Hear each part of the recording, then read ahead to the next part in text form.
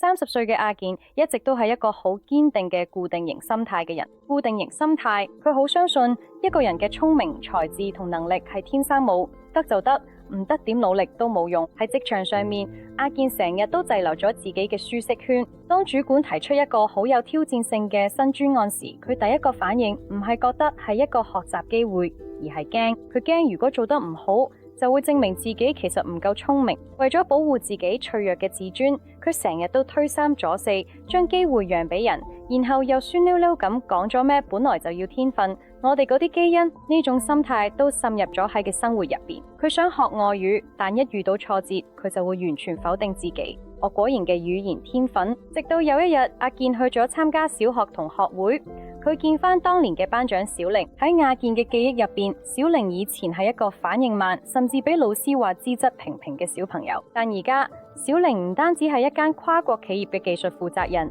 仲可以流利咁用英文同外國同事溝通。阿健有冇妒忌咁問：你變咗聰明啦？食咗咩靈丹妙藥啊？小玲笑咁笑，冇出一本舊舊嘅筆記簿，上面密密麻麻記住佢喺學習時遇到咗每一個錯誤，仲有啲點樣一次又一次嘅試去解決。小玲好平靜咁講：我從來都唔覺得自己聰明，相反，我接受自己真係笨。每一次失敗對我嚟講都唔係證明我唔得，而係提醒我仲未學識。阿健哀咗一句，佢望住小玲對充滿自信嘅眼睛，突然間醒覺到自己多年嚟嘅困境。佢將自己困住一個叫做天賦嘅牢籠入邊，佢追求嘅只係滴水不漏、最好最完美，而小玲追求嘅係變得更加強大。嗰一刻，阿健頓悟到能力唔係一嚿死石頭，而係一粒可以成長嘅種子。失敗其實唔丟架，真正嘅失敗係你停咗去嘗試。阿健開始嘗試轉變成成長型心態 （growth mindset）， 改變自己內心嘅對話。當佢再一次遇到困難想退縮嘅時候，